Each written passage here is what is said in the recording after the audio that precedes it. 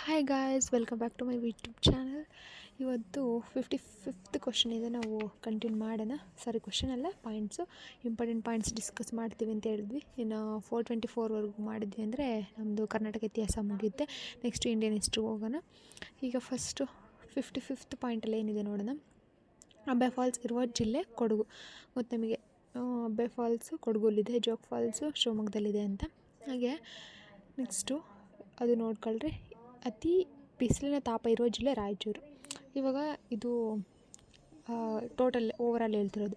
ಅದ್ರವಾಗ 4 divisions ಬರುತ್ತೆ. ನಾನು ನಿಮಗೆ ಅದ್ರ ಬಗ್ಗೆ ಟ್ರಿಕ್ಸು ಹೇಳಿದ್ದೆ. 4 ಡಿವಿಷನಲ್ಲಿ ಎಷ್ಟು ಡಿಸ್ಟಿಕ್ಸ್ ಬರ್ತವೆ, ಆ ಡಿಸ್ಟಿಕ್ನ ಯಾವ ಥರ ನೆನ್ಪಿಟ್ಕೋಬೇಕು, ಆಮೇಲೆ ಆ ಡಿಸ್ಟಿಕ್ಸ್ನಲ್ಲಿ ಏನೇನು ಕೋಡ್ ಮಾಡಿದ್ದೆ, ಟ್ರಿಕ್ಸ್ ಏನೇನು ಹೇಳಿದ್ದೆ, ಅದೆಲ್ಲ ನೆನ್ಪಿಟ್ಕೋಬೋದು. ಅದರಲ್ಲಿ 4 ಡಿವಿಷನ್ಸಲ್ಲಿ ಎಷ್ಟು ಡಿಸ್ಟಿಕ್ಸ್ ಬರ್ತವೆ, ಆ ಡಿಸ್ಟಿಕ್ಸ್ನ ಯಾವ ಥರ ನೆನ್ಪಿಟ್ಕೋಬೇಕು ಅಂತ ಟ್ರಿಕ್ಸ್ ಎಲ್ಲ ಹೇಳಿದ್ದೆ. ಸರಿನಾ?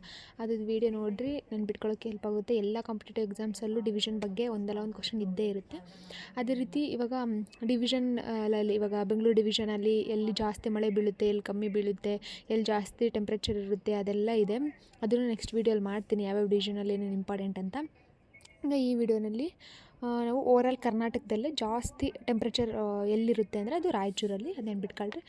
ಅದೇ ಥರ ಇವಾಗ ಮಂಜೂಷಾ ಮತ್ತು ಸಂಗ್ರಹಾಲಯ ಇರುವುದು ಎಲ್ಲಿ ಅಂತಂದರೆ ಅದು ಧರ್ಮಸ್ಥಳದಲ್ಲಿ, ರೈಟ್. ನೆಕ್ಸ್ಟು ವಿಶ್ವೇಶ್ವರಯ್ಯ ಕೈಗಾರಿಕಾ ಮತ್ತು ತಾಂತ್ರಿಕ ವಸ್ತು ಸಂಗ್ರಹಾಲಯ ಇರೋದು ಬೆಂಗಳೂರಲ್ಲಿ.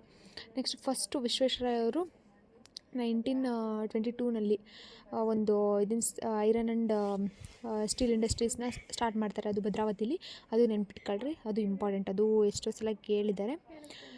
ಸೊ ನೆಕ್ಸ್ಟು ಜಾನಪದ ಮತ್ತು ಸಂಗ್ರಹಾಲಯ ಇರುವುದು ಎಲ್ಲಿ ಅಂದರೆ ರಾಮನಗರದಲ್ಲಿ. ಅಕ್ಕ ತಂಗಿಯರ ಕಲ್ಲುಗಳು ಎಂದು ಪ್ರಸಿದ್ಧವಾಗಿರುವ ಕಲ್ಲುಗಳು ಯಾವುದು, ಅದು ಎಲ್ಲಿದೆ ಅಂತಂದರೆ ಹಂಪಿಯಲ್ಲಿದ್ದಾವೆ.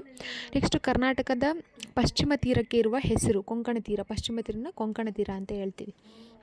ಟಿಪ್ಪು ಸುಲ್ತಾನನ ಜನ್ಮಸ್ಥಳ ದೇವನಹಳ್ಳಿಲಾಗಿದ್ದು, ಇದು ನೆನ್ಪಿಟ್ಕೊಳ್ಳಿ. ಇದು ಒಂದು ಸಲ ಕೇಳಿದ್ದಾರೆ ಕಾಂಪಿಟೇಟಿವ್ ಎಕ್ಸಾಮಲ್ಲಿ, important it is. Then sunset spot ಎಂದು ಗುರುತಿಸುವ ಸ್ಮಾರಕ ತಾಣ ಎಲ್ಲಿರೋದು ಅಂತಂದರೆ ಶ್ರೀರಂಗಪಟ್ಟಣ ಹತ್ತಿರ. ಸೊ ಇದು ನಾನು ಕರ್ನಾಟಕದ ಹೇಳ್ತಿರೋದು. ದೆನ್ ಇಂಡಿಯಾದಲ್ಲಿ ಮತ್ತು ಓವರಾಲ್ ವರ್ಲ್ಡಲ್ಲೇ ಎಲ್ಲಿ ಬೇಗ ಸೂರ್ಯ ಹುಟ್ಟುತ್ತೆ, ಎಲ್ಲಿ ಮುಳುಗುತ್ತೆ, ಅದೆಲ್ಲ ಮಾಡ್ತೀನಿ. ಓಕೆ, ಇವಾಗ ನೆನ್ಪಿಟ್ಕೊಳ್ರಿ, ಕರ್ನಾಟಕದಲ್ಲಿ ಸನ್ಸೆಟ್ ಸ್ಪಾಟ್ ಅಂತ ಯಾವುದಕ್ಕೆ ಹೇಳ್ತೀವಿ ಅಂತಂದರೆ ಶ್ರೀರಂಗಪಟ್ಟಣ ಹತ್ತಿರ ಇರೋ ಒಂದು ಸ್ಮಾರಕ ತಾಣ, ರೈಟ್. ನೆಕ್ಸ್ಟು ಕರ್ನಾಟಕದ ಪ್ರಸಿದ್ಧ ಜನಪದ ನೃತ್ಯ ಯಾವುದು ಅಂದರೆ ಸೋಮನ ಕುಣಿತ. ಇದು ಇಂಪಾರ್ಟೆಂಟ್, ನೆನ್ಪಿಟ್ಕೊಳ್ಳಿ. ಪ್ರಸಿದ್ಧ ಜನಪದ ನೃತ್ಯ ಯಾವುದು ಅಂದರೆ ಸೋಮನ ಕುಣಿತ. ನಂದಿ ಬೆಟ್ಟ ಸಮುದ್ರ ಮಟ್ಟದಿಂದ 4851 ಅಡಿ ಎತ್ತರದಲ್ಲಿದೆ. ಇದು ನೆನ್ಪಿಟ್ಕೊಳ್ರಿ. ನಂದಿ ಹಿಲ್ಸ್ ಎಲ್ಲಿದೆ? ಇದು ಬೆಂಗಳೂರಲ್ಲಿದೆ, ಚಿಕ್ಕಬಳ್ಳಾಪುರ, ರೈಟ್. ಚಿಕ್ಕಬಳ್ಳಾಪುರ ಅಲ್ಲಿದೆ, ಇದು ನೆನ್ಪಿಟ್ಕೊಳ್ರಿ. ದೆನ್ ನೆಕ್ಸ್ಟ್ ಪಾಯಿಂಟಿಗೆ ಹೋಗೋದಾದರೆ, ದಕ್ಷಿಣದ ಕೇದಾರ ಎಂದು ಪ್ರಸಿದ್ಧಿಯಾಗಿರುವ ಊರು ಯಾವುದು ಅಂದರೆ ಬಳ್ಳಿಗಾವೆ. ಆಮೇಲೆ ದಕ್ಷಿಣದ ಪ್ರಯಾಗ ಎಂದು ಕರೆಸ್ಕೊಳ್ತಕ್ಕಂಥ ಕ್ಷೇತ್ರ ಯಾವುದು ಅಂದರೆ ತಿರುಮಕೂಡಲು ನರಸೀಪುರ ಅಂತ. ಕರಡಿ ವನ್ಯಧಾಮ ಇರುವುದು ದರೋಜಿಲಿ. ಕರ್ನಾಟಕದಲ್ಲಿನ ಅತಿ ದೊಡ್ಡ ರಾಷ್ಟ್ರೀಯ ಉದ್ಯಾನವನ ಬಂಡೀಪುರ. ಇದು ನೆನ್ಪಿಟ್ಕೊಳ್ರಿ. ಎಷ್ಟು 5 ನ್ಯಾಷನಲ್ ಪಾರ್ಕ್ಸ್ ಇದ್ದಾವೆ, ಯಾವ್ಯಾವು ಅದೆಲ್ಲ ನೆನ್ಪಿಟ್ಕೋಬೇಕು. ದೆನ್ ದಕ್ಷಿಣದ ಚಿರಾಪುಂಜಿ ಎಂದು ಹೆಸರಾದ ಸ್ಥಳ ಆಗುಂಬೆ. ಇದು ಇಂಪಾರ್ಟೆಂಟ್, ಕ್ವೈಟ್ ಇಂಪಾರ್ಟೆಂಟ್, ನೆನ್ಪಿಟ್ಕೊಳ್ರಿ. ಆಮೇಲೆ ಮಾತಂಗ, ಮಾಲ್ಯವಂತ, ಹೇಮಕೂಟ ಪರ್ವತಗಳು ಕಂಡುಬರುವುದು ಹಂಪಿಲಿ. ಮಾತಂಗ, ಮಾಲ್ಯವಂತ, ಹೇಮಕೂಟ ಇವೆಲ್ಲ ಹಂಪಿಲಿ ಬರುತ್ತೆ. ಆಮೇಲೆ ಜೋಗ್ ಜಲಪಾತ ಸಮುದ್ರ ಮಟ್ಟದಿಂದ ಇರುವ, ಇದು ಎಷ್ಟು ಅಡಿ ಇದೆ? ಜೋಗ್ ಜಲಪಾತ ಎಷ್ಟಿದೆ ಅಂದರೆ 1600 ಇದೆ. ಅದೇ ರೀತಿ ಆಗಲೇ ಹೇಳ್ದಂಗೆ ನಂದಿ ಹಿಲ್ಸ್ ಎಷ್ಟಿದೆ? 4851. ಇದು ಇಂಪಾರ್ಟೆಂಟು, ನೆನ್ಪಿಟ್ಕೊಳ್ರಿ. ದೆನ್ ಕರ್ನಾಟಕದ ಮ್ಯಾಂಚೆಸ್ಟರ್, ನಾನು ಅವತ್ತೇ ಹೇಳಿದೆ ಪ್ರಿವಿಯಸ್ ವಿಡಿಯೋದಲ್ಲಿ. ಮ್ಯಾಂಚೆಸ್ಟರ್ ಆಫ್ ಕರ್ನಾಟಕ ದಾವಣಗೆರೆ ಅಂತ ಹೇಳ್ತೀವಿ. ಮ್ಯಾಂಚೆಸ್ಟರ್ ಆಫ್ ಇಂಡಿಯಾನ ಏನಂತೀವಿ ಅದನ್ನೂ ಹೇಳಿದ್ದೆ, ನೀವು ಕಮೆಂಟ್ ಮಾಡಿ. Okay, Manchester of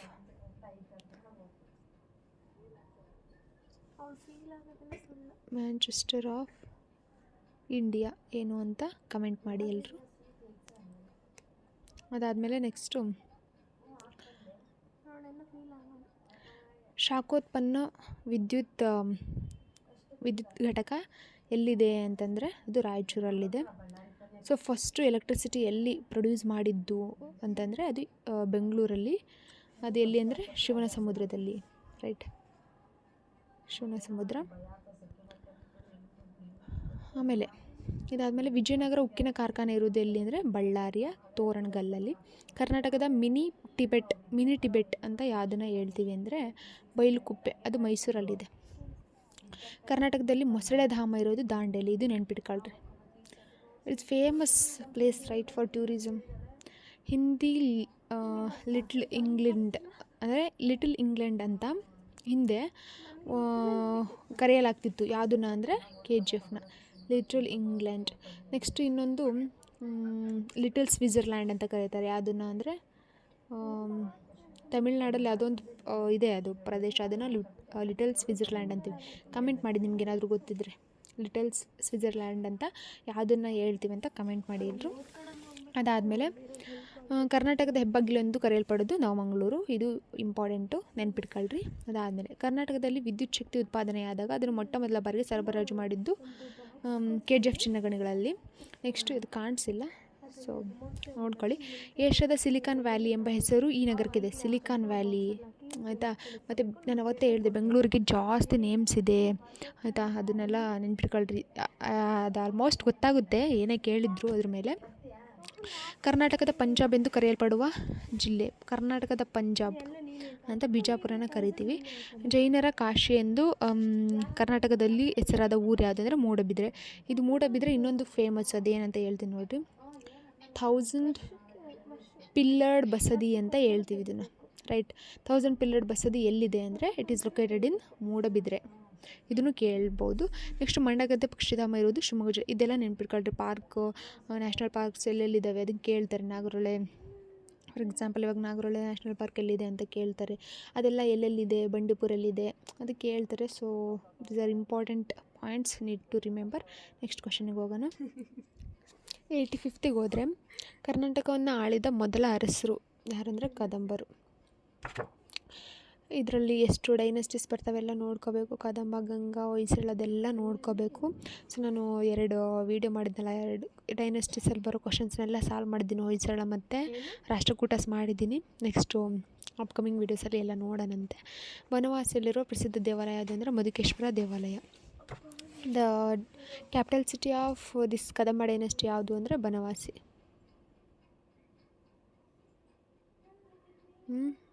then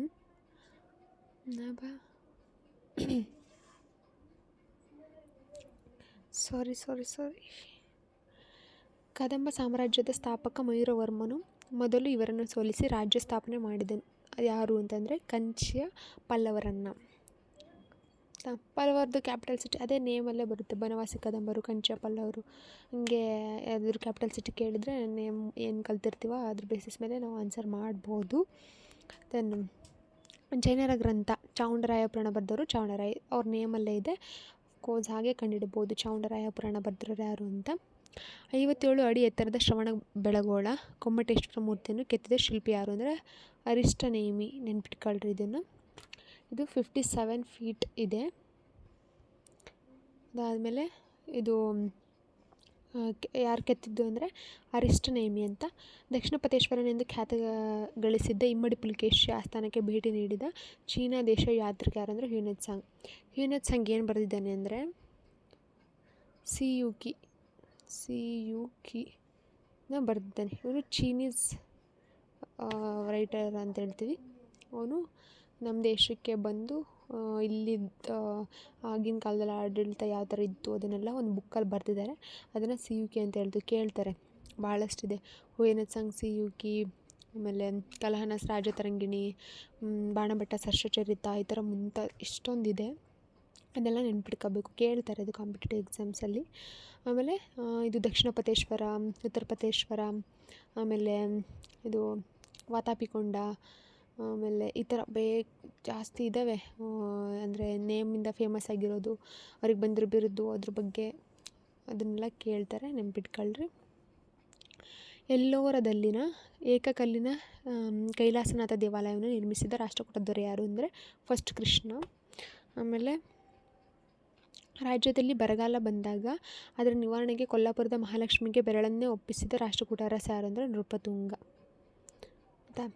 Chalukya ದೊರೆ ಅರಿಕೇಸರಿ ಆಸ್ಥಾನದಲ್ಲಿ ಇದ್ದಂತಹ ದಳಪತಿ ಮತ್ತು ಅವನ ಕವಿ ಯಾರಾಗಿರ್ತಾರೆ? ಪಂಪ. ಅರಿಕೇಸರಿ, ಇದು ನೆನ್ಪಿಟ್ಕೊಳ್ರಿ. ಪಂಪ ಅರಿಕೇಸರಿ ಆಸ್ಥಾನದಲ್ಲಿರ್ತಾರೆ. ಇವರಿಗೆ ಏನೇನಂತ ಬಿರುದು? ಅರಿಕೇಸರಿ ಆಸ್ಥಾನದಲ್ಲಿರ್ತಾರೆ. ಪಂಪಂಗೆ ಏನೇನು ಬಿರುದು, ಆಮೇಲೆ ಯಾವ್ಯಾವ ಕೃತಿ ರಚಿಸಿದ್ದಾರೆ, ವಿಕ್ರಮಾರ್ಜುನ ವಿಜಯ ಅದನ್ನೆಲ್ಲ ಬರೆದಿರೋದು. ಆಮೇಲೆ ಅವರಿಗೆ ಏನೇನೋ ಬಿರುದು ಬಂದಿದೆ, ಎಷ್ಟು ಇದನ್ನು ಬರೆದಿದ್ದಾರೆ ಅಂತೆಲ್ಲ ಇದೆ. ಅದೇ ಪಂಪ ಅವ್ರದ್ದು ಒಂದು ಸಲ ನಾನೆಲ್ಲ ಮಾಡ್ತೀನಿ ಒಬ್ಬೊಬ್ರದ್ದು ಕವಿದು, ಯಾವ್ಯಾವ ರಾಜರ ಆಸ್ಥಾನದಲ್ಲಿ ಯಾರ್ಯಾರು ಕವಿ ಇದ್ದರು ಮತ್ತು ಅವ್ರಿಗೆ ಏನೇನು ಬಿರುದಿತ್ತು, ಯಾರ್ಯಾರು ಕೃತಿ ಬರೆದಿದ್ರು, ಅದು ಒಂದು ಅಪ್ಕಮಿಂಗ್ ವಿಡಿಯೋಸಲ್ಲಿ ಮಾಡ್ತೀನಿ. ದೆನ್ ರನ್ನ ಬರೆದಿರತಕ್ಕಂಥ ಗ್ರಂಥಗಳು ಯಾವುದಂದರೆ ಅಜಿತ ಪುರಾಣ ಮತ್ತು ಗದಾಯುದ್ಧ, ಅಂದರೆ ಸಾಹಸ ಭೀಮ ವಿಜಯಂ ಅಂತಲೇ ಹೇಳ್ತೀವಿ. ಚಾಲುಕ್ಯ ವಿಕ್ರಮ ಶಕೆ ಪ್ರಾರಂಭವಾಗಿದ್ದು ಯಾವಾಗ ಅಂದರೆ 1100 ಅದು 6th ವಿಕ್ರಮಾದಿತ್ಯ ಸ್ಟಾರ್ಟ್ ಮಾಡಿರೋದು. ಚಾಲುಕ್ಯರ ಕಾಲದ ಕಾಶ್ಮೀರ ಕವಿ ಬಿಲ್ಹಣ, ಆಯಿತಾ. ದೆನ್ ಬಿಲ್ಹಣನು ಸಂಸ್ಕೃತದಲ್ಲಿ ರಚಿಸಿದ ಕಾವ್ಯ ವಿಕ್ರಮಾಂಕ ಇದೆಲ್ಲ 2 ಸಲ ರಿಪೀಟ್ ಮಾಡಿದ್ದೀನಿ. ಸೊ ನೆನ್ಪಿಟ್ಕೊಳ್ಳಿ. ವಿಕ್ರಮಾಂಕ ದೇವಚರಿತ ಬರೆದಿರೋದು ಯಾರು ಅಂದರೆ ಬಿಲ್ಹಣ. 6ನೇ ವಿಕ್ರಮಾದಿತ್ಯನ ಕಾಲದಲ್ಲಿದ್ದ ಕನ್ನಡ ವಿದ್ವಾಂಸ ವಿಜ್ಞಾನೇಶ್ವರ ಎಂಬ ಕನ್ನಡಿಗನು ರಚಿಸಿದ ಕಾವ್ಯ ಮಿತಾಕ್ಷರ. ಆಮೇಲೆ ನೆಕ್ಸ್ಟು ಫಸ್ಟು ಸ್ಟಾರ್ಟಿಂಗಲ್ಲೇ ನಮ್ಮ ಈ ಸೈನ್ಸ್ ಫೀಲ್ಡಲ್ಲಿ ನಮ್ಮ ಇಂಡಿಯನ್ ಸೈಂಟಿಸ್ಟ್ ಆಗಿನ ಕಾಲದಲ್ಲಿ ಎಷ್ಟು ಕೊಡುಗೆ ಕೊಟ್ಟಿದ್ದಾರೆ ಅಂತ ಎಲ್ಲ ಇದೆ, ಅದು ಕೂಡ ಒಂದು ವಿಡಿಯೋ ಮಾಡ್ತೀನಿ. ಆಮೇಲೆ ಚಾಲುಕ್ಯರ ಕಾಲದಲ್ಲಿ ನಿರ್ಮಾಣವಾದ ಈ ದೇವಾಲಯಕ್ಕೆ ದೇವಾಲಯ ಚಕ್ರವರ್ತಿ ಎಂದು ಕರೆಯಲಾಗುತ್ತದೆ. ಯಲಬುರ್ಗಾ ತಾಲೂಕಿನ ಇಟ್ಟಗಿಯ ಮಹಾದೇವ, ಇದು ಕೂಡ ಕ್ವಶನ್ ಡಿಸ್ಕಸ್ ಮಾಡಿದ್ನಲ್ಲ ಅದರಲ್ಲಿ ರಿಪೀಟ್ ಆಗಿದೆ. ಬಿಜ್ಜಳನ ಕಾಲದಲ್ಲಿ ಈ ಪ್ರಕಾರದ ಸಾಹಿತ್ಯ ಪ್ರಖ್ಯಾತಿಯಾಯಿತು. ವಚನ ಸಾಹಿತ್ಯ ತುಂಬ ಫೇಮಸ್ ಆಗಿತ್ತು ಅವನ ಕಾಲದಲ್ಲಿ, ಬಿಜ್ಜಳನ ಕಾಲದಲ್ಲಿ. ಕಿತ್ತೂರಾಣಿ ಚೆನ್ನಮ್ಮನ ಸಮಾಧಿ ಇರುವುದು ಬೈಲಹೊಂಗಲ, ಎಲ್ಲಿ? ಬೆಳಗಾವಿಲಿದು, ಸರಿನಾ. ಆಮೇಲೆ ಇವರು ಝಾನ್ಸಿ ರಾಣಿ ಲಕ್ಷ್ಮೀಬಾಯಿ ಸತ್ತಿದ್ದು ಯಾವಾಗ? 1858. ಇದು ನೆನ್ಪಿಟ್ಕೊಳ್ಳೋಕ್ಕೂ ಒಂದು ಟ್ರಿಕ್ ಹೇಳಿದ್ದೆ, ಏನಂದರೆ 1857 ಫಸ್ಟು ಇದು ದಂಗೆ ನಡೆಯುತ್ತೆ, ಪ್ರಥಮ ಸ್ವಾತಂತ್ರ್ಯ ಸಂಗ್ರಾಮ ಅಂತೀವಿ, ಅದನ್ನು ಸಿಪಾಯಿ ಮ್ಯೂಟಿನಿ ಅಂತ ಇಂಗ್ಲೀಷವ್ರು ಕರೀತಾರೆ. ಇದಾಗಿ 1 ವರ್ಷಕ್ಕೆ ಝಾನ್ಸಿ ರಾಣಿ ಲಕ್ಷ್ಮೀಬಾಯಿ ಅವರು ಸಾಯೋದು. ಸೊ ನೆನ್ಪಿಟ್ಕೊಳ್ಳೋಕೆ ಆ ಟ್ರಿಕ್ ಹೇಳಿದ್ದೆ, ಎಲ್ಲ ನೆನ್ಪಿಟ್ಕೊಳ್ರಿ. ಅದಾದಮೇಲೆ ಬಿಜ್ಜಳನ ಕಾಲದಲ್ಲಿ ಈ ಪ್ರಕಾರದ ಸಾಹಿತ್ಯ ಪ್ರಖ್ಯಾತಿಯಾಗಿತ್ತು ಯಾವುದಂದ್ರೆ ವಚನ ಸಾಹಿತ್ಯ ಇದಾಗಿತ್ತು. ದೆನ್ ವಿಜಯನಗರ ಸ್ಥಾಪನೆಯಾದದ್ದು ಯಾವಾಗ ಅಂದರೆ 1336 ಹಕ್ಕಬುಕ್ಕರಿಂದ. ಇದು ಇಂಪಾರ್ಟೆಂಟ್, ಹಕ್ಕಬುಕ್ಕ, ಇದು ಒಂದು ಎಕ್ಸಾಮಲ್ಲಿ ಕೇಳಿದ್ದಾರೆ. ಹಕ್ಕಬುಕ್ಕ ಅದಾದಮೇಲೆ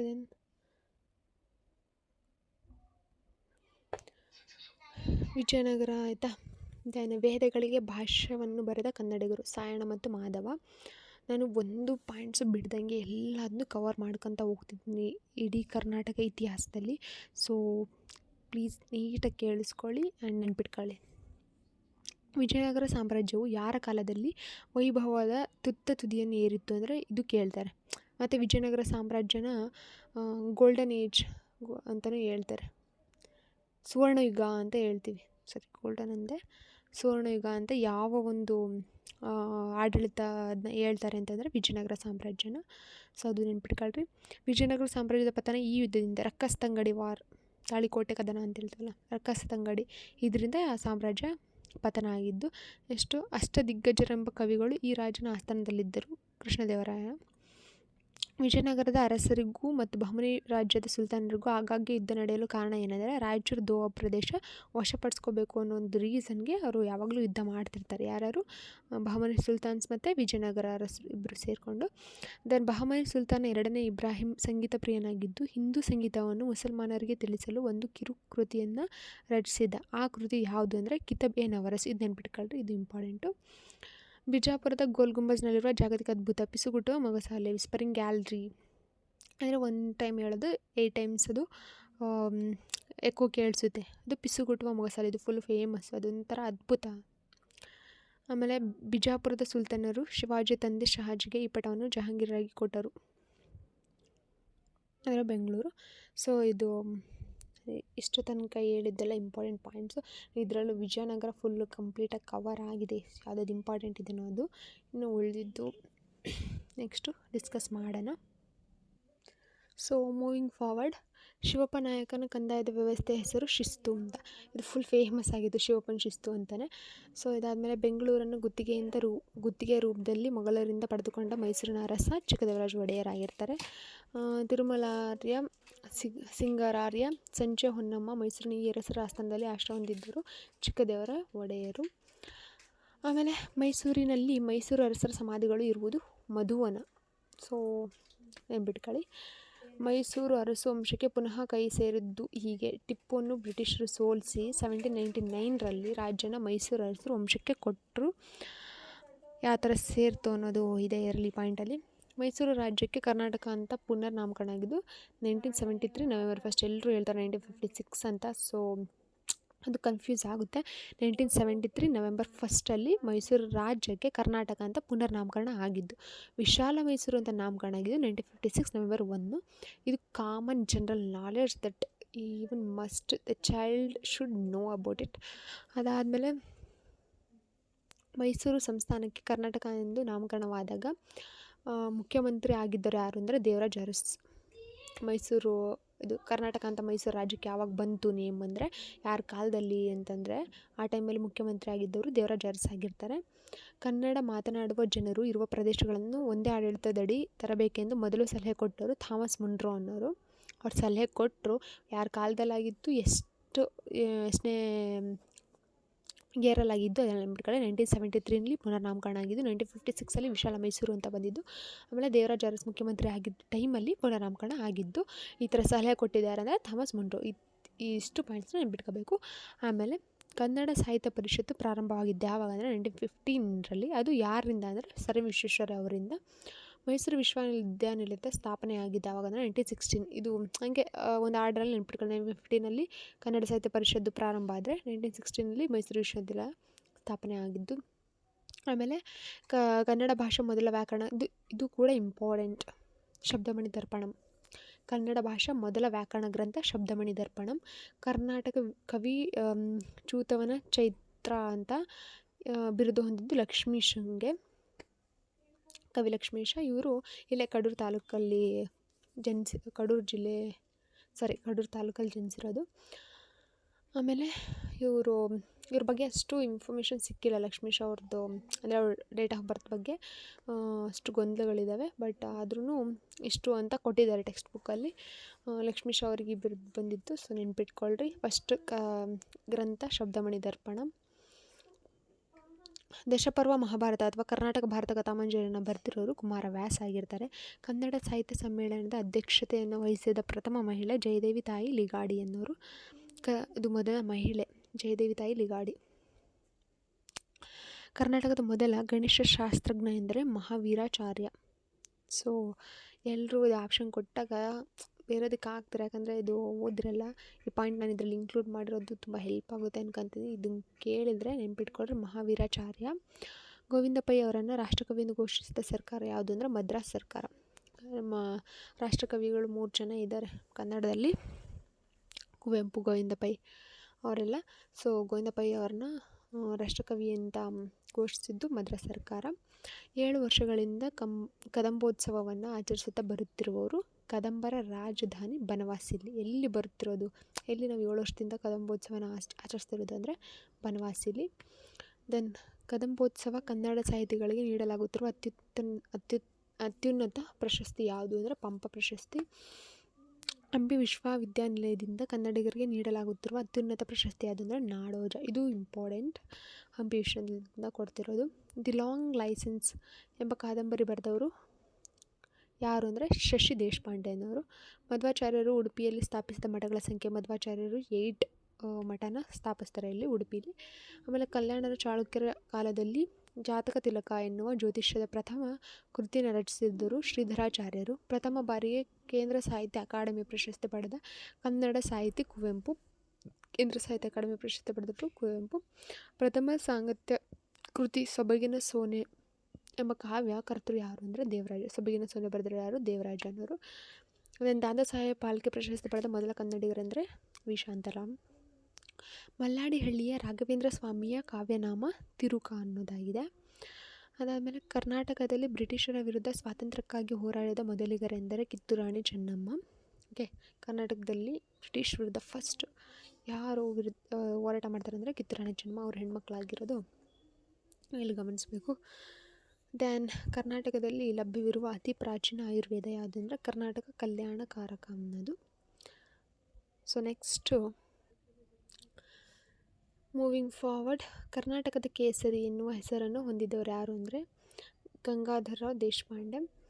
ಯೋಗಾಂಗ ತ್ರಿವಿಧಿ ಈ ಕೃತಿ ಇವರದಾಗಿದೆ, ಅಕ್ಕ ಮಹಾದೇವಿ ಅವ್ರದ್ದು. ಇವ್ರನ್ನ ಕರ್ನಾಟಕದ ಕವಿಯತ್ರಿ ಅಂತಲೂ ಹೇಳ್ತಾರೆ.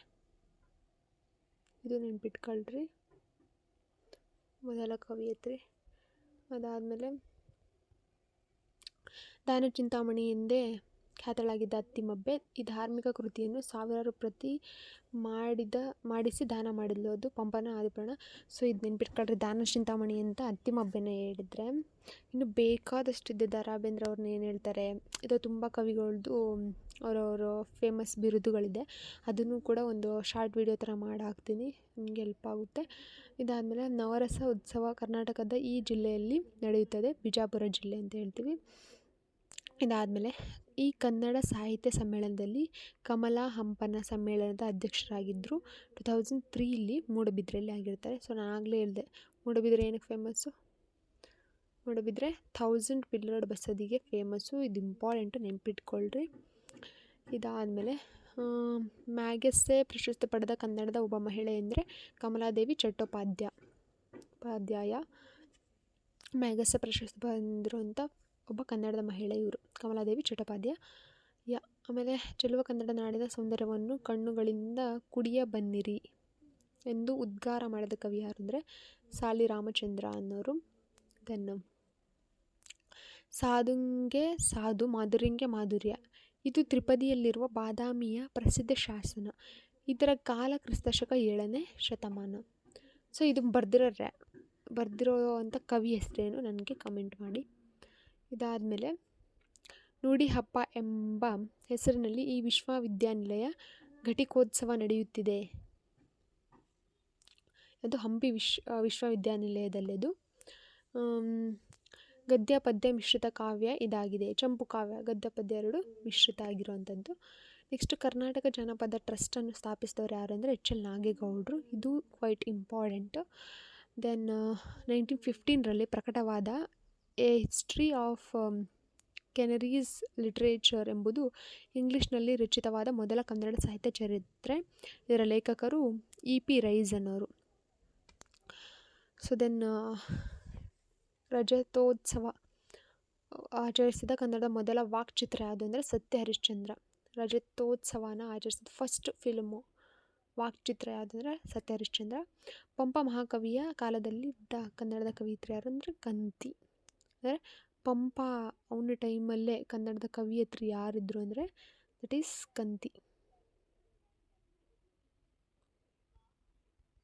ದೆನ್ BGL ಸ್ವಾಮಿಯವರ ಪ್ರಸಿದ್ಧ ಪುಸ್ತಕ ಹಸಿರು ಹೊನ್ನು ಈ ವಿಷಯವನ್ನು ಸಾರಸ್ವವಾಗಿ ನಿರೂಪಿಸುತ್ತದೆ. ಯಾವುದದು? ಸಸ್ಯಶಾಸ್ತ್ರ, ಬಾಟ್ನಿ.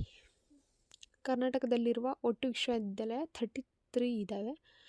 ಕರ್ನಾಟಕದಲ್ಲಿ ಭೂಕಂಪ ಮಾಪನ ಕೇಂದ್ರ ಇರುವುದು ಗೌರಿಬಿದನೂರು, ಚಿಕ್ಕಬಳ್ಳಾಪುರ ಡಿಸ್ಟಿಕಲ್ಲಿದೆ. ಅದು ಕರ್ನಾಟಕದಲ್ಲಿ ಮೊದಲು ಕಾನೂನು ಕಾಲೇಜು ಆರಂಭವಾಗಿದ್ದು ಬೆಳಗಾವಿಲಿ, ಲಾ ಕಾಲೇಜು.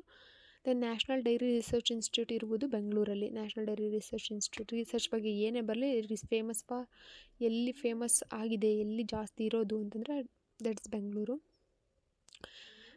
ನೆಕ್ಸ್ಟು ಧರ್ಮಸ್ಥಳದ ಬಾಹುಬಲಿ ಮೂರ್ತಿ ಎತ್ತರ 39 ಫೀಟ್ ಇದೆ.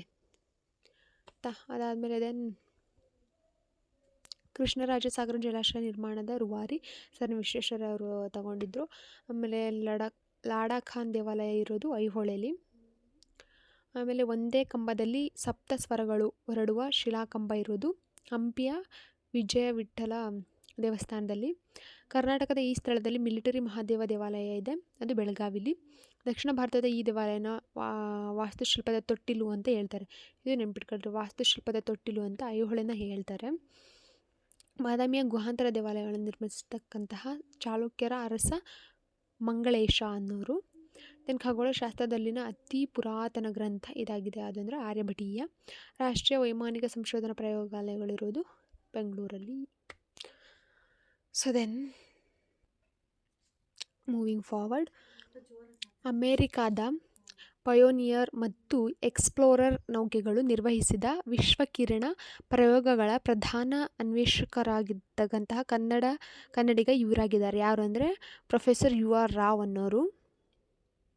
ಬೆಳಕಿನ ಚದುರುವಿಕೆಯ ಬಗ್ಗೆ ಅಧ್ಯಯನ ನಡೆಸಿ 1930ರಲ್ಲಿ ನೊಬೆಲ್ ಪ್ರಶಸ್ತಿ ಪಡೆದ ಭಾರತೀಯ ವಿಜ್ಞಾನಿಯೊಬ್ಬರು ನಂತರ ಬೆಂಗಳೂರಿನಲ್ಲಿ ನೆಲೆಸಿದ್ರು. ಯಾರು ಅಂದರೆ CV ರಾಮನ್. ನೊಬೆಲ್ ಪ್ರಶಸ್ತಿ ಬಂದಿದ್ದು ಇವರಿಗೆ. ಆಮೇಲೆ ಕರ್ನಾಟಕ ರಾಜ್ಯ ವಿಜ್ಞಾನ ಪರಿಷತ್ನವರು ಪ್ರಕಟಿಸಿರುವಂತೆ ಮಾಸಪತ್ರಿಕೆ, ಅದು ಬಾಲ ವಿಜ್ಞಾನ ಆಗಿದೆ. ಬೆಳಗಾವಿ ಹತ್ತಿರ ಇರೋ ಸಾಂಬ್ರಾ ಈ ತರಬೇತಿ ನೀಡುವ ಕೇಂದ್ರ ಆಗಿದೆ. ಅದ್ಯಾವುದು ಅಂದರೆ ವಾಯುದಳದ ತರಬೇತಿ. ಅದಾದಮೇಲೆ ರಾಷ್ಟ್ರೀಯ ವಿಜ್ಞಾನ ಸಂಸ್ಥೆ ಅಧ್ಯಕ್ಷರಾಗಿದ್ದ ಕನ್ನಡಿಗರು ಯಾರು ಅಂದರೆ ಕಸ್ತೂರಿ ರಂಗನ್ ಆಗಿರ್ತಾರೆ. ಕರ್ನಾಟಕದಲ್ಲಿ ಉಪಗ್ರಹ ನಿಯಂತ್ರಣ ಕೇಂದ್ರವಿರುವುದು ಹಾಸನದಲ್ಲಿ. ಕ್ಷಿಪಣಿ ಪರೀಕ್ಷಾ ಕೇಂದ್ರದ ಪ್ರಧಾನ ಕಚೇರಿಯು ಈ ಸ್ಥಳದಲ್ಲಿದೆ, ಇಲ್ಲಿ ಮಲ್ಲಿನಾಥಪುರದಲ್ಲಿ. ಭಾರತೀಯ ಬಾಹ್ಯಾಕಾಶ ಸಂಶೋಧನಾ ಸಂಸ್ಥೆ ಸ್ಥಾಪನೆ ಆಗಿದ್ದೆಲ್ಲಿ ಅಂದರೆ ಯಾವಾಗ ಅಂತಂದರೆ 1969ರಲ್ಲಿ ಬಾಹ್ಯಾಕಾಶ ಸಂಸ್ಥೆ ಸ್ಟಾರ್ಟ್ ಆಗಿದ್ದು. ಆಮೇಲೆ ಆ ಟೈಮಲ್ಲಿ ಯಾರು ಅಧ್ಯಕ್ಷರಾಗಿದ್ದರು ಅದೆಲ್ಲ ಅದೆಲ್ಲ ತಿಳ್ಕೋಬೇಕು. ಅದಕ್ಕೆ ತುಂಬಾ ಇದೆ ಲಿಸ್ಟು, ಎಷ್ಟೆಷ್ಟರಲ್ಲಿ ಉಡಾವಣೆ ಮಾಡಿದ್ದು, ದೆನ್ ಯಾವ್ದಾದ್ರು ಸಕ್ಸಸ್ ಆಯಿತು, ಯಾವ್ದಾದ್ರು ಫೇಲ್ಯೂರ್ ಆಯಿತು, ಆ ಟೈಮಲ್ಲಿ ಯಾರ್ಯಾರು ಅಧ್ಯಕ್ಷತೆಯನ್ನು ವಹಿಸ್ಕೊಂಡಿದ್ರು ಅದೆಲ್ಲ ನೆನ್ಪಿಟ್ಕೋಬೇಕು. ಸೊ ಅದ್ರದ್ದು ಕೂಡ ನೆಕ್ಸ್ಟ್ ಅಪ್ಕಮಿಂಗ್ ಒಂದು ವೀಡಿಯೋ ಮಾಡ್ತೀನಿ.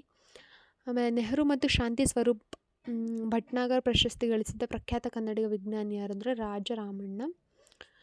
2005ರಲ್ಲಿ ಕೋಲಾರದಲ್ಲಿ ನಡೆದ 39ನೇ ರಾಷ್ಟ್ರೀಯ ಗುಡ್ಡಗಾಡು ಓಟದಲ್ಲಿ ಚಿನ್ನದ ಪದಕ ಗೆದ್ದವರು ಪುರುಷರ ವಿಭಾಗದಲ್ಲಿ ಯಾರ್ಯಾರಂದರೆ ನಾಗೇಂದ್ರ ರಾವ್. ಅದೇ ಮಹಿಳೆಯರ ವಿಭಾಗದಲ್ಲಿ ಬಂದರೆ ಅರುಣಾದೇವಿ. ಒಂದು ಗೋಲ್ಡ್ ಮೆಡಲ್. ಕರ್ನಾಟಕದ ಕಣ್ಮಣಿ ಎಂಬ ಹೆಸರು ಈ ಆಟಗಾರರಿಗೆ ಪ್ರಾಪ್ತವಾಗಿದೆ. ರಾಹುಲ್ ದ್ರಾವಿಡ್ಗೆ ಕರ್ನಾಟಕದ ಕಣ್ಮಣಿ ಅಂತ ಒಂದು ಬಿರುದು ಬಂದಿದೆ. ಕರ್ನಾಟಕದ ಕ್ರಿಕೆಟ್ ಪಟುಗಳಲ್ಲಿನ ಅಗ್ರಮಾನ್ಯ ಬೌಲರ್ ಯಾರು ಅಂದರೆ ಅನಿಲ್ ಕುಂಬ್ಳೆ. ರೈಟ್. ಆಮೇಲೆ ಒಲಿಂಪಿಕ್ನಲ್ಲಿ ಭಾಗವಹಿಸಿದ್ದ ಮೊದಲು ಕರ್ನಾಟಕದ ಅಥ್ಲೀಟ್ ವಂದನಾ ರಾವ್. ಮೊದಲ ಒಬ್ಬ ಕರ್ನಾಟಕ ಅಥ್ಲೀಟ್ ಯಾರು ಅಂದರೆ ಅವರು ವಂದನಾ ರಾವ್ ಆಗಿರ್ತಾರೆ. ಕ್ರಿಕೆಟ್ ಆಟದಲ್ಲಿ ಮೈಸೂರು ಎಕ್ಸ್ಪ್ರೆಸ್ ಹಾಗೂ ಕರ್ನಾಟಕ ಎಕ್ಸ್ಪ್ರೆಸ್ ಎಂದು ಇವರನ್ನು ಕರೆಯಲಾಗುತ್ತದೆ. ಯಾರಂದರೆ ಜಾವಗಲ್ ಶ್ರೀನಾಥ್ ಅವ್ರನ್ನ. ಅದಾದಮೇಲೆ ಹೆಲನ್ ಮೇರಿ ಈ ಕ್ರೀಡೆಯಲ್ಲಿ ಚಿನ್ನದ ಪದಕ ಪಡೆದು ಕರ್ನಾಟಕದ ಕೀರ್ತಿಯನ್ನು ಹೆಚ್ಚಿಸಿದ್ರು. ಯಾವೊಂದು ಸ್ಪೋರ್ಟ್ ಅಂದರೆ ಅದು ಹಾಕಿ ಆಗಿರುತ್ತೆ. ದೆನ್ ಬೂಸಾನ್ ಏಷ್ಯನ್ ಕ್ರೀಡೆಯಲ್ಲಿ ಭಾರತಕ್ಕೆ ಚಿನ್ನ ತಂದಂತಹ ಕರ್ನಾಟಕದ ಕಬಡ್ಡಿ ಆಟಗಾರ ಯಾರಂದರೆ BC ರಮೇಶ್ ಮತ್ತು BC ಸುರೇಶ್ ಆಗಿರ್ತಾರೆ. ಸೊ ನೆನ್ಪಿಟ್ಕೊಳ್ಳಿ, ಇದೆಲ್ಲ ನಾನು ಸ್ಪೋರ್ಟ್ ಬಗ್ಗೆ ಒಂದಿಷ್ಟು ಪಾಯಿಂಟ್ಸ್ ಮಾಡಿದ್ದೀನಿ. ಅದು ಬಿಕಾಸ್ ಎಲ್ಲದರಲ್ಲೂ ಸ್ಪೋರ್ಟ್ ಬಗ್ಗೆ ಅಟ್ಲೀಸ್ಟ್ 1 or 2 ಕ್ವಶನ್ಸ್ ಬಂದಿರುತ್ತೆ. ಇದು ಎಲ್ಲಾದರೂ ಒಂದು 50% ಕವರ್ ಆಗಿದೆ. ಇನ್ನೊಂದು 50% ನೆಕ್ಸ್ಟ್ ಅಪ್ಕಮಿಂಗ್ ವೀಡಿಯೋಸಲ್ಲಿ ನೋಡೋಣ. ಅದಾದಮೇಲೆ ಬೂಸಾನ್ ಏಷ್ಯನ್ ಕ್ರೀಡೆಯಲ್ಲಿ ಭಾರತಕ್ಕೆ ಚಿನ್ನ ತಂದ ಕರ್ನಾಟಕದ ಕಬಡ್ಡಿ ಆಟಗಾರರು ಅದು ಹೇಳಿದೆ, BC ರಮೇಶ್ ಮತ್ತು BC ಸುರೇಶ್ ಅಂತ. ಅದಾದಮೇಲೆ ಟೆನ್ನಿಸ್ ಆಟದಲ್ಲಿ ಹೆಸರುವಾಸಿಯಾದ ಕರ್ನಾಟಕದ ಸಹೋದರಿಯರು ಅಂದರೆ ಆರತಿ ಮತ್ತು ಅರ್ಚನಾ. BC ರಮೇಶ್, BC ಸುರೇಶ್ ನೆನ್ಪಿಟ್ಕೋಬೋದು, ಆರತಿ ಅರ್ಚನಾ ನೆನ್ಪಿಟ್ಕೋಬೋದು. ಯಾವುದಕ್ಕೆ ಅಂತ ನೆನ್ಪಿಟ್ಕೋಬೋದು. ಕರ್ನಾಟಕದ ಕಬಡ್ಡಿಗೆ ಚಿನ್ನ ತಂದವರು ಏಷ್ಯನ್ ಕ್ರೀಡೆಯಲ್ಲಿ ಯಾರು ಅಂದರೆ BC ರಮೇಶ್ ಮತ್ತು BC ಸುರೇಶ್ ನೆನ್ಪಿಟ್ಕೊತೀವಿ. ಅದೇ ಟೆನ್ನಿಸ್ ಆಟದಲ್ಲಿ ಫುಲ್ ಫೇಮಸ್ ಆಗಿ ಆಡಿದಂಥ ಇಬ್ಬರು ಸಹೋದರಿಯರು ಅಂದರೆ ಆರತಿ ಮತ್ತು ಅರ್ಚನಾ. ರಾಹುಲ್ ದ್ರಾವಿಡ್ಗೆ ಪದ್ಮಶ್ರೀ ಪ್ರಶಸ್ತಿ ದೊರೆತ ವರ್ಷ ಯಾವುದು? That is 2004. ರಾಹುಲ್ ದ್ರಾವಿಡ್ಗೆ ಏನು ಅಂತ ಹೆಸರು ಬಂದಿದೆ? ಕರ್ನಾಟಕದ ಕಣ್ಮಣಿ. ಅದು ಕೂಡ ನೆನಪಿರಬೇಕು. ಅದಾದಮೇಲೆ ಯಶೋಧರ ಯಾವ ಸಾಧನೆಯಲ್ಲಿ ಅರ್ಜುನ ಪ್ರಶಸ್ತಿ ಪಡೆದ ಕನ್ನಡದ ಮಹಿಳೆ ಆಗಿದ್ದಾರೆ ಅಂದರೆ ಪವರ್ ಲಿಫ್ಟಿಂಗ್ ಅಲ್ಲಿ ಅವರು ಸಾಧನೆ ಮಾಡಿರೋದು. Then Prakash Padukone badminton academy ಇರುವುದು ಬೆಂಗಳೂರಲ್ಲಿ. ಕರ್ನಾಟಕಕ್ಕೆ ಹೆಚ್ಚು ಅರ್ಜುನ ಪ್ರಶಸ್ತಿ ತಂದುಕೊಟ್ಟ ಕ್ರೀಡೆ ಯಾವುದು ಅಂದರೆ ಕ್ರಿಕೆಟಿಂದನೇ ಆಲ್ಮೋಸ್ಟ್ ಅರ್ಜುನ ಪ್ರಶಸ್ತಿ ಬಂದಿರೋದು. ಅತಿ ದೀರ್ಘಕಾಲ ವಿಂಬಲ್ಡನ್ ಟೆನ್ನಿಸ್ ಟೂರ್ನಿಯಲ್ಲಿ ಭಾಗವಹಿಸಿರ್ತಕ್ಕಂಥ ಭಾರತೀಯ ಆಟಗಾರ ಯಾರು ಅಂದರೆ ಅಮೃತ್ ರಾಜ್. ಒನ್ ಓವರ್ ಎಂಬ ಕ್ರಿಕೆಟ್ ಪುಸ್ತಕ ಬರೆದ ಕನ್ನಡಿಗ ಯಾರು? EAS ಪ್ರಸನ್ನ. ಕರ್ನಾಟಕದ ಹೆಲನ್ ಮೇರಿ ಕಾಮನ್ವೆಲ್ತ್ನ ಈ ಕ್ರೀಡೆಯಲ್ಲಿ ಚಿನ್ನದ ಪದಕ ಗೆದ್ದಿದ್ರು. ಅದು ಯಾವ ಕ್ರೀಡೆ ಅಂದರೆ ಹಾಕಿ ಆಗಿರುತ್ತೆ.